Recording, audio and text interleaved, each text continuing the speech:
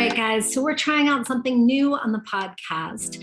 This is going to be a special 3-part series. It's an intimate, raw, vulnerable, and deep conversation with my dear friend, Summer Deaver.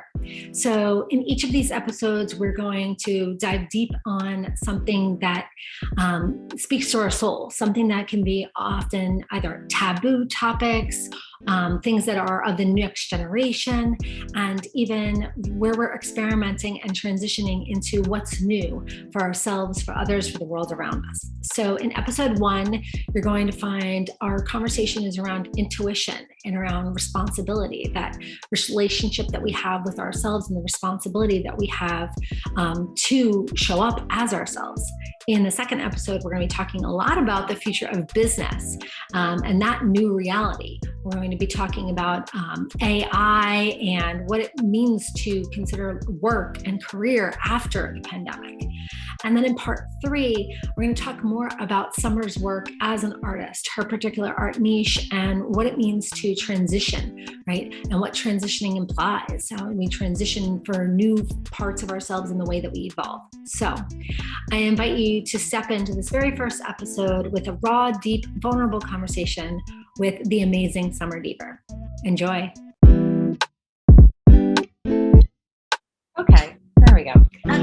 Okay, but so the trend with the podcast when it started was the whole reason that the podcast even began was to show a behind the scenes, right? Like this behind the scenes of you see somebody on Instagram and they've got 50,000 followers, 100,000 followers, or they've got, their art show, but there's rare, and we just think like, oh, they're lucky, or oh, they have it all figured out, or oh, they must have have something that I don't have. And the whole podcast was created so that it's kind of like what's behind the kimono, not only talking about the journey of where someone's like, where they've been and what's taken them to where they are, but also just like, hey, when did you fall down on your face? When did you completely doubt yourself? When did you say to yourself, like, the fuck am I actually doing? So what's worked in terms of that exposing that? Yeah, so that conversation, like it's worked to a certain degree, and there's been moments of the podcast that I don't want to say that it felt like a puff piece, because that's never been the intention going in, and that's probably me being super critical of myself. Shocker.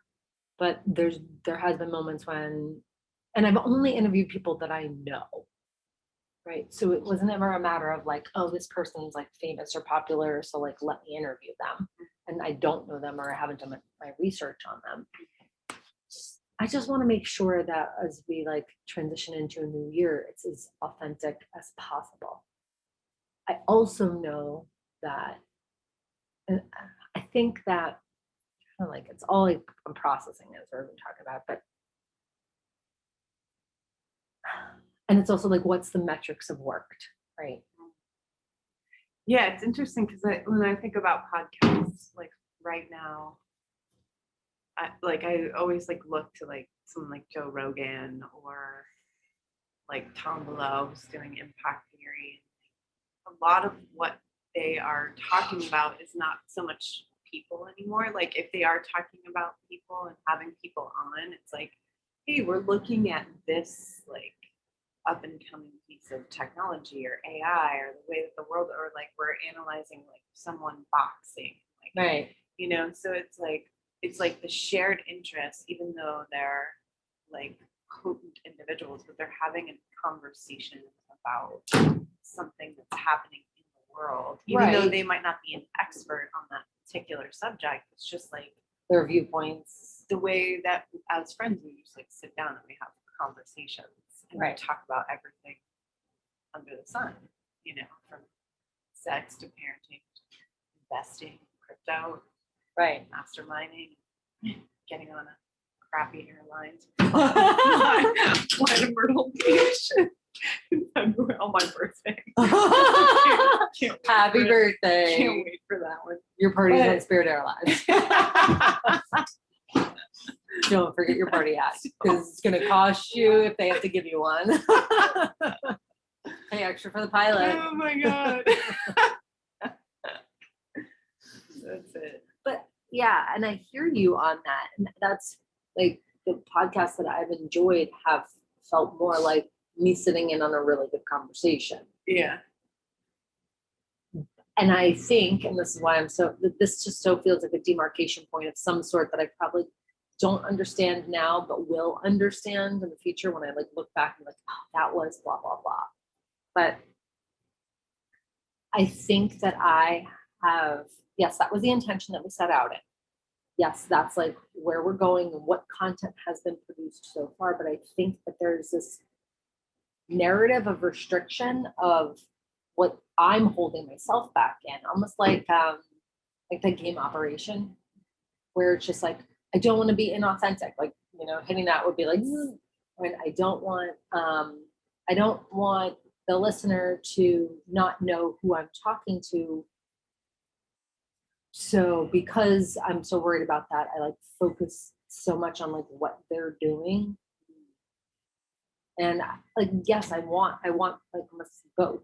I want to talk about crappy airlines, birthday parties and crappy airlines. And I want to talk about like, how did you get from where you were to where you are? Yeah. But I also don't want to feel scattered. Like scattered is another thing that my narrative totally. Like there's a way to always like circle back and like hold the thread and still be light and like have.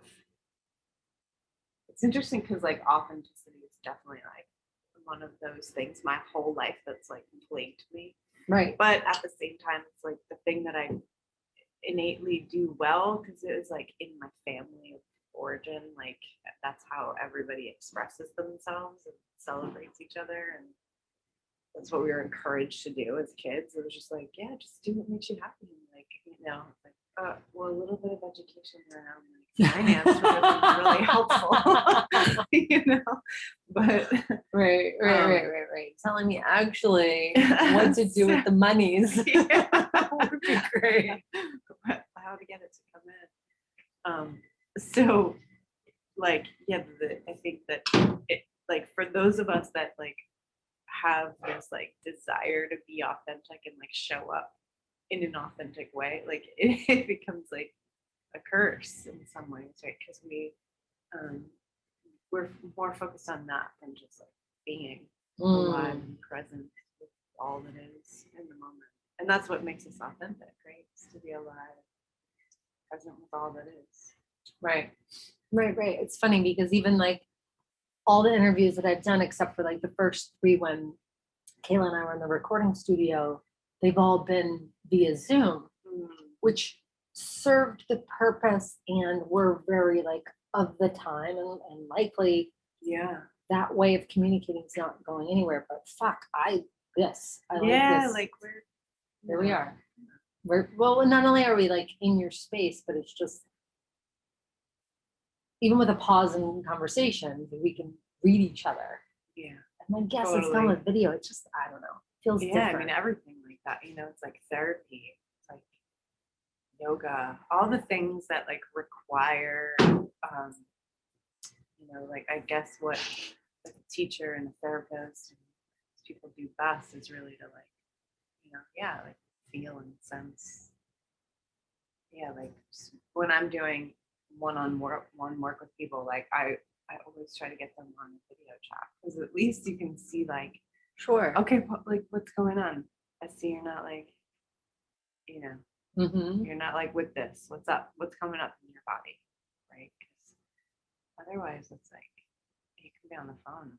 Someone's like spacing out, putting you on mute, doing dishes.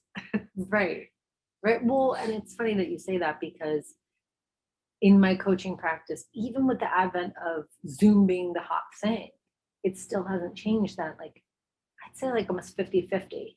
Half my practice is people who want to be on Zoom so we can like see each other and like sync into that and have that total focus. And then the other half is people that like, they'd rather be on the phone, and something about being on the phone like removes a layer of vulnerability for them, or removes a layer that is a barrier to vulnerability for them. And it's almost like they're just full on dropping it. I can see that. that's not for everyone. Yeah. But for the people that it is for, man, that's like magic, especially because in this period of time, everyone's zoomed out. Yeah. And I think everybody like learns differently, like there's like the auditory, there's the visual, there's Right. the sensing and feeling. Right. Yeah. Yeah. But I think that like even in today's conversation where we're outlining, okay, we're going to talk about these 8 topics. And then we had add like crypto education, food, nature, the future of business, parenting, yoga, consciousness. And then we also mentioned sex, which I would just like to move to the top of the list because it's one of my favorite topics. But, oh God, and I know you so well. We could like easily talk about relationships. We could easily talk about like a community and how important that is. Like, we could obviously, we're in your studio. We could obviously talk about art. Yeah, and I feel like we should, because I feel like a lot of the reason why I'm here is because we did work together like years ago, right? Like, Right. And I was at a nonprofit, and like, okay, this is fulfilling in terms of impact in the community, but like, there's something missing. And you were like, well, what is it? And how do you get that art practice back? Gosh, I did forget about that. And then I saw you go into that and start painting too. so yeah, it feels like full circle for us to be here in this space. Yeah, that's funny. I did forget about that, but that's just because you're synonymous with art in my mind. But yeah. So I mean, and perhaps that's where the conversation needs to weave into, or even start off from, is just like living life as art in some way. Yeah. With the intersection of like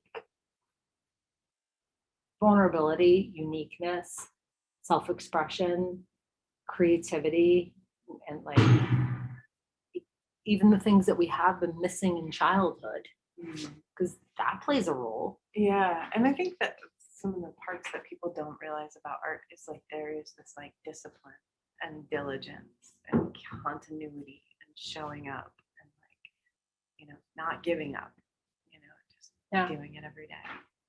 Yeah. Well, and that's interesting because it's one of the things that I've been talking about lately, and like not only in an internal conversation, but in working on my book. It was like I made a commitment to stay committed, and focused, which was also a shift of the narrative.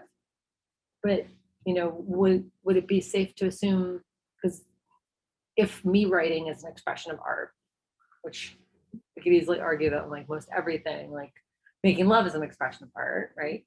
That when I sit down to either write with pen and paper or on my laptop, I don't always know exactly what's going to emerge. There are times that I'm like, okay, and today I'm writing about values, or today I'm writing about commitments. But sometimes I sit down and I don't know what's going to come out. Would it be the same when it comes to art of, of paint or of pottery or like any other medium? Yeah, I mean, I think, right, it's like I sit down with like a sketch of series of paintings that I want to make, but then I allow like the moment to pull up like the paint or the texture or the color. Does that go to the commitment of saying, like you said, showing up?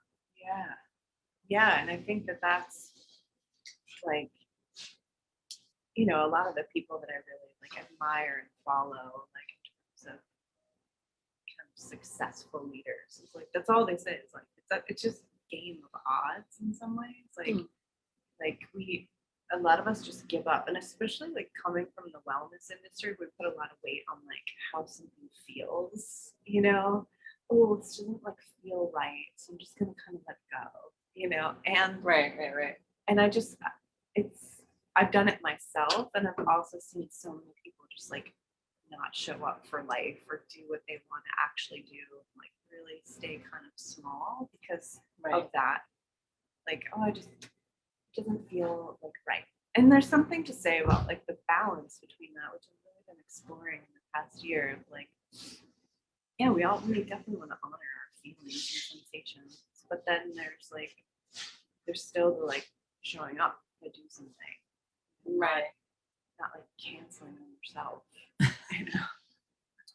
Well, it's funny that you keep talking about this because this has been on my mind as well, is that a couple of different intersections here. So when you're saying like, oh, that doesn't feel right. Well, I know that people, mammals, in fact, are biologically wired to seek pleasure and avoid pain. Yeah. Right. So we like, that's foundational. You can go like find a chimpanzee and that's what they're up to. Like that's what they're doing. And so many layers have come out around trauma and us understanding trauma.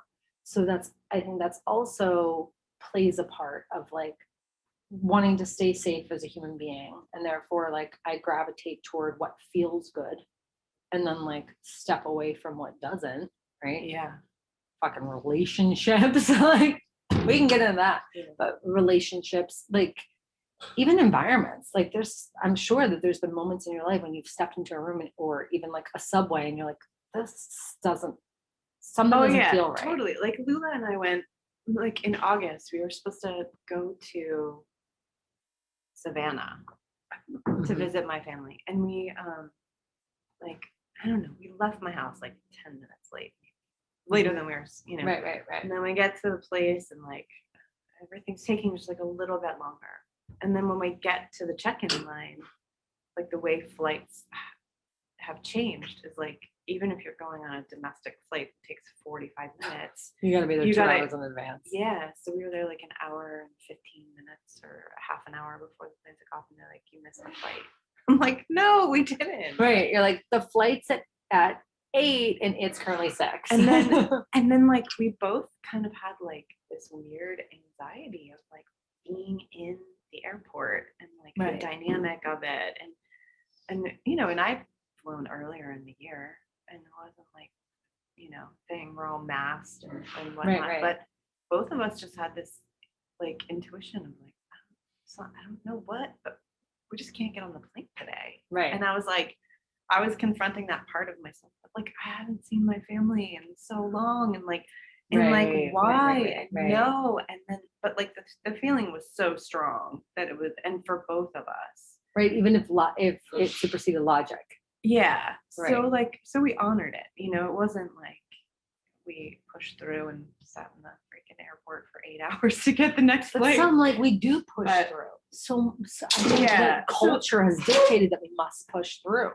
So I guess like for me, I've come from the other side of it. Like I've come in from the wellness side of things where it's just like, oh, actually don't push through anything, and I think that what I've learned in the past year is like, I mean, and that's not true. Like, I could come to an asana class and, I've pushed my body, not in harmful ways, but like to do something new, or like to sit longer, to meditate longer. So there's definitely been like ways I've challenged myself over the years. But like when it comes to say like growing a business or like setting a goal for like financial monthly income or reaching outside of what feels comfortable to show art or pay rent for a studio space or reach out and have a conversation with somebody about NFTs and be in a circle of things I know nothing about.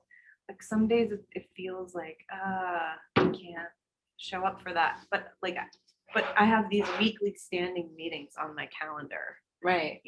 And because I've been showing up for like a 10 a.m. meeting every Monday for the past year, like we're gonna launch a new company soon, right? Right. And if every time I had a Monday morning that just like didn't feel good and I canceled that meeting, like we wouldn't be where we are, you know. So I think it's like there's everything is about balance, but there's some balance between that, like honoring the feelings, not getting on the plane, like, leaving a place that doesn't energetically feel good. And then at the same time, like knowing those moments where you have to show up for yourself, like when you're giving up before things come to fruition. So like you hit on all the important parts in terms of like it's not getting on the plane when it doesn't feel right. And it is staying consistent with the Monday meeting because we're challenging ourselves. It's toward a greater goal. And to me, like the first word that comes into my mind is, because we're talking about trauma and we're talking about being a human, it comes to that like space of regulation. But then the second thing that came into mind was like, I think it also has to do with like the relationship that you create with yourself. Yeah. You know, like if you don't know yourself, because for whatever reasons, like you've become detached from yourself, whether that you and yourself never had an actual relationship, or just shit's gone down and you got, untethered from who you are. If you don't have a relationship with yourself, it's probably really hard to honor or indicate or even listen to or sense like when things don't feel quite right at the airport, as well as like when you do have to say, hey, like this is something I need to push myself in. Yeah, absolutely. And yeah, I think like that's a really good point. Like when we think about like a relationship with ourselves too, it's like you think about a relationship with a partner, like a Right. child, it's like you're gonna have good days and bad days, or like good moments and bad moments. You're gonna Right. have moments of like gratitude and appreciation and belief in your own goodness, and like, yeah, I don't lie and I don't steal and I said that to someone the other day, and then like literally like the next day I was like, I think I just stole something. I lied to you. I just like, about that. oh my gosh, it's like I do my best, but then like we call ourselves out on, we see ourselves in that whole like Right. full prism and spectrum of like who we are. And yeah, that definitely is like, and the acceptance, I think, is the big part of it. It's like for some of us it's hard to accept our goodness, to admit that we have any goodness in us, and then for some of us it's hard to accept that we do anything wrong. Shit. Oh my god. And so yes, it's like, that taking responsibility instead of like the blame, like outside of our, like it's really easy to find blame outside of ourselves. It's the culture we live in. Right. Well, it's so funny. I'm like obsessed with this conversation. And again, like I said to you, it might not make entire like conscious sense to me now, but I just know that I'm going to look back on this conversation and say, that was the pivot point of whatever is the pivot, which I'm not really sure about what it is yet. But it's funny because you're talking about blame and taking responsibility. And that's actually the next section I like outlined to write in the book, was about radical responsibility. And so we'll back the train up to tell the story a little bit, but like The Big Leap by Gay Hendricks is the foundational text in our coach training program. Love that book. It's so good. So good. So that's the first book. Well, I've been running this coach training program for almost 7 years. So at 1 or 2 a year that we do, I've read this book or skimmed it or reviewed it or had discussions on it for 7 years. Right. So one might think that like, how many periods are on page 14, right? At this point. But so, which makes me think about Chris, and like she's been studying Think and Grow Rich for like 20 years. I'm like, I've known her for about almost 9 years. Oh yeah, she's got me into Thomas Troward right now. I'm reading Hidden Powers. Like that's another one. Yeah, we'll talk about that one. We'll put it in the show notes. So anyway, I'm rereading one of the chapters to like have another conversation. It just hit me so differently. Almost like, when you hear a song, you've heard that song 1,000 times, but you're hearing it like in a different setting or with different lenses or something. It's just like you hear the lyrics for the first time ever. Right. That happens all the time. Songs from the 80s and 90s. I've never listened to these words before. Okay. Wait, that yoga. I know I'm jumping all over the place, but that yoga class I went to yesterday, they played Baby Got Back and my Anaconda Don't Want, and I was just like, that's Baby Got Back. And I was just, I lost my mind. I was like, I've heard the song 1,000 times, but something about it being played in this yoga class right now. Nice. I'm hearing it differently. Yeah, so I kind of want to go there. I kind of want to do that. except you don't hot yoga. Yeah, and hot yoga and mirror. I mean, like the one time I went to hot yoga in the snow and then like walked outside and like, stuck snow on my face was like really awesome. But otherwise, like in the Ayurvedic consultation, I'm pitta, so it just like I literally like I get skin rashes. My body is like, ew, we hate this. This is not for me. This is not approved by me. No. Okay, so the book. Back to the book. Back to the book. Well, it was talking about squabbling as being not only like one of the ways in which, so the question he invites in the very beginning for everybody who's like listening, because we're recording and maybe this will be a part of the episode, but so he introduces like how good can you allow yourself to feel, and what he postulates is, as you know, is that we reach what we have created in our thermostat as our threshold for how good we can feel. Then we start sabotaging consciously or unconsciously and just doing shit to make sure that the thermostat never exceeds the temperature that we set it at, right? Which I freaking love that entire concept and of that. We can be done with this conversation, just like wrapping our heads around that and like really chewing on that. So he talks about the ways in which like worry was like the top one. He's like, this is what I've always been plagued with, blah, blah, blah. But then he brings about squabbling. So I'm reading through for my 4 billionth time, and it just hit different because the way in which he presented it was that essentially in squabbling, if I want to be like, both sides, one person, like both sides want to be right. So in order for me to be right, how the current structure of arguing with someone is that in order for me to be right, you need to be wrong. Which means that if I'm making you wrong, that means you're the persecutor and I'm assuming a victim position. Oh, right? Yeah. And I was like, I'm reading this. I was like, no, not a victim. But I thought to myself, if I go with his formula, it's not wrong.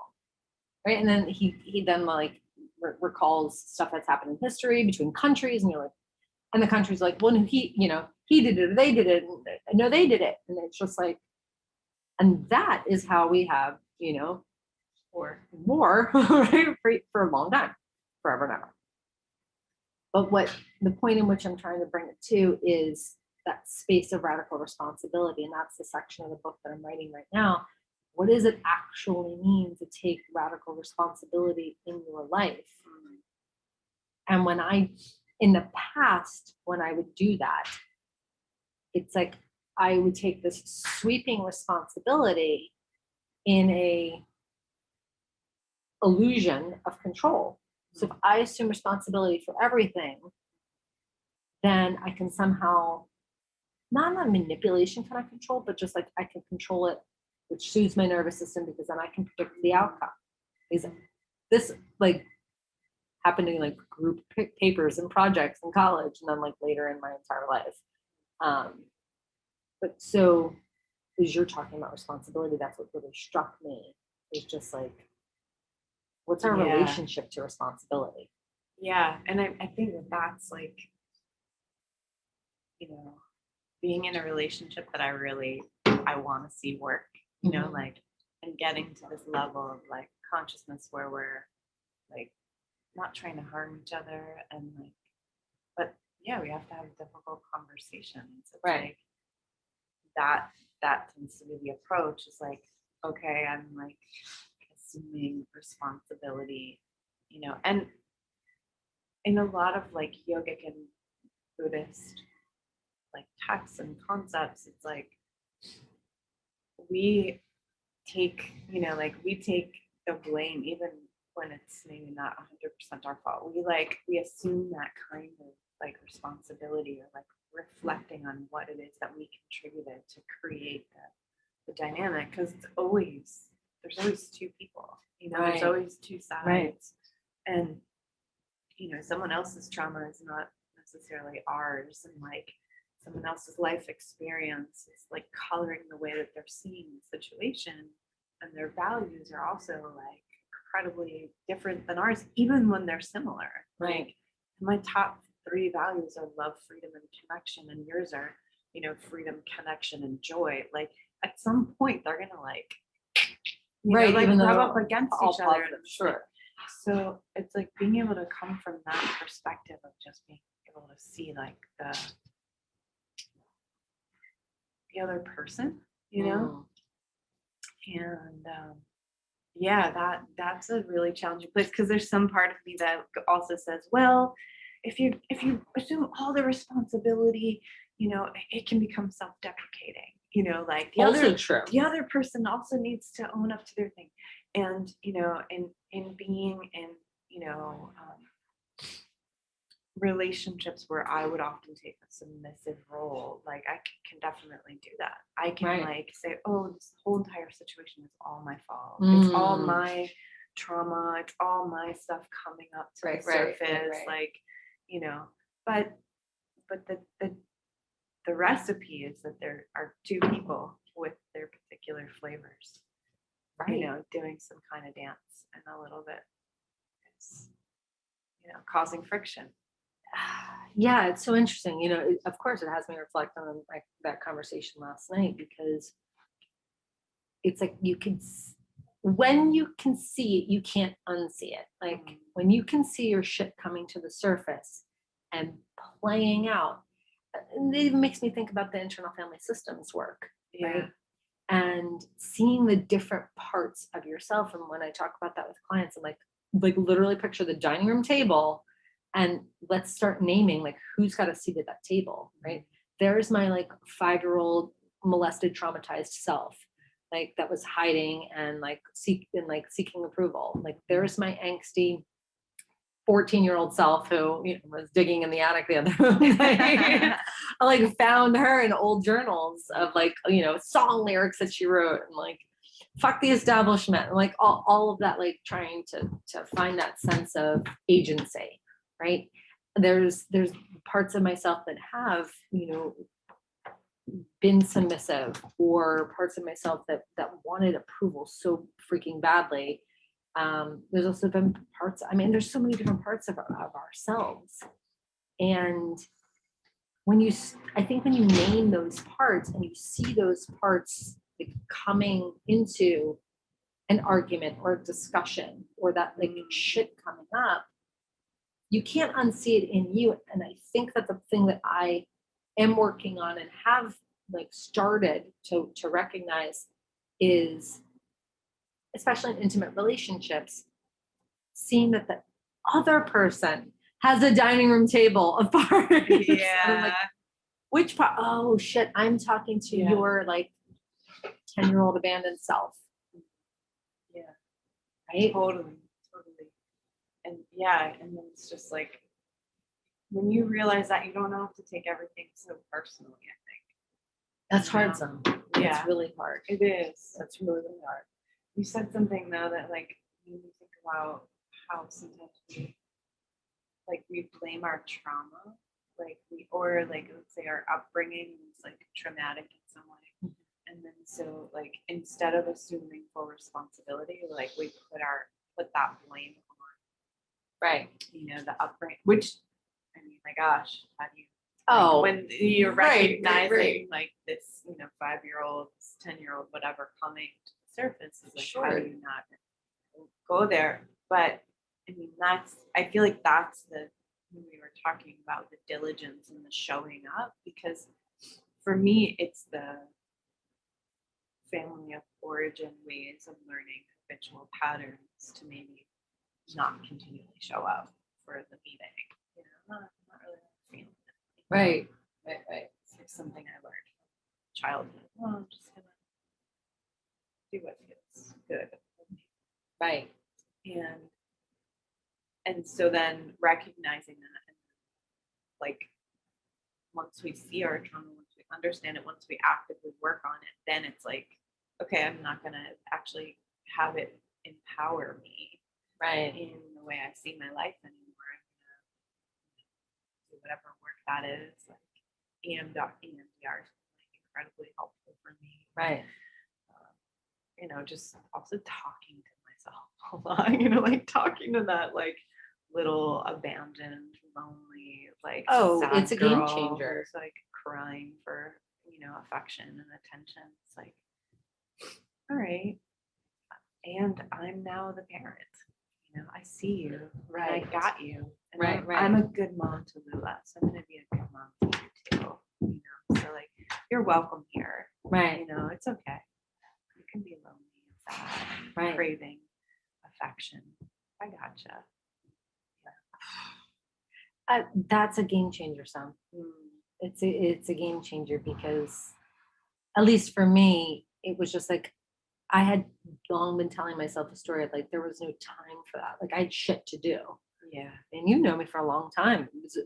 My to-do list is like the S&P 500 ticker. It's always running, which is a embraced part of my identity.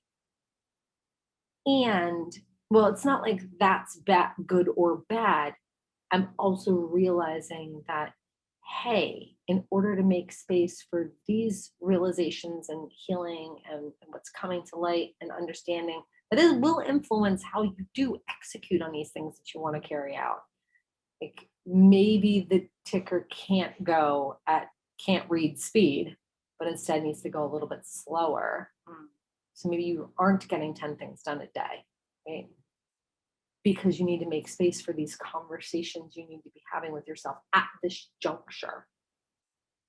But I mean, I'll be very honest, like a large part of like the pride of my identity has been like how much shit I can get done. It was like a leap tall buildings in a single bound. And that just felt really good and authentic.